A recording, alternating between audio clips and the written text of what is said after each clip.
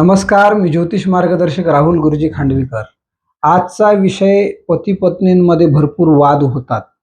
सतत किरकिरी, सतत मनस्ताप, छोट्या-छोट्या कारणावरनं भांडणं होणे, पती पत्नींचं जमत नाही. दोघांमध्ये प्रेम भरपूर असतं, समोर आले की भांडणं होतात. मग त्यांना दोघांपैकी कुणाला तरी एकाला दूर राहायची इच्छा होते. मग त्यातून हळू घटस्फोटाचं कारण ठरतं.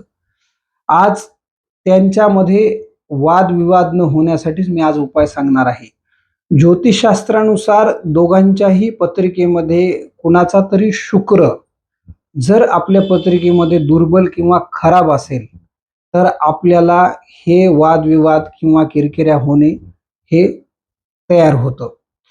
त्यामध्ये दुसरी गोष्टी प्रामुख्याने काळजी घ्यायची आहे, जिथं आपण झोपतो ती बेडरूम स्वच्छ असणं गरजेचे आहे.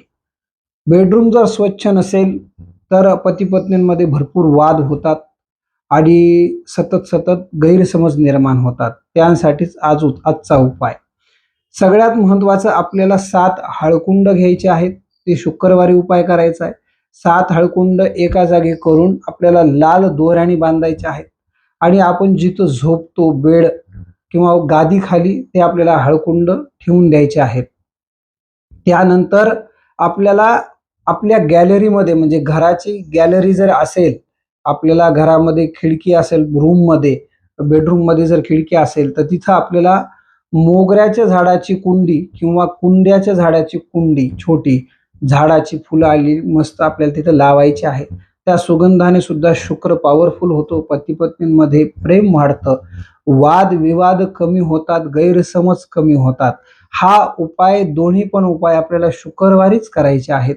शुक्रवारी सोडून दुसऱ्या वारी उपाय हा करू नका. आपल्याला निश्चित यशाची प्राप्ती होईल, फलप्राप्ती होईल. अधिक माहितीसाठी संपर्क करा.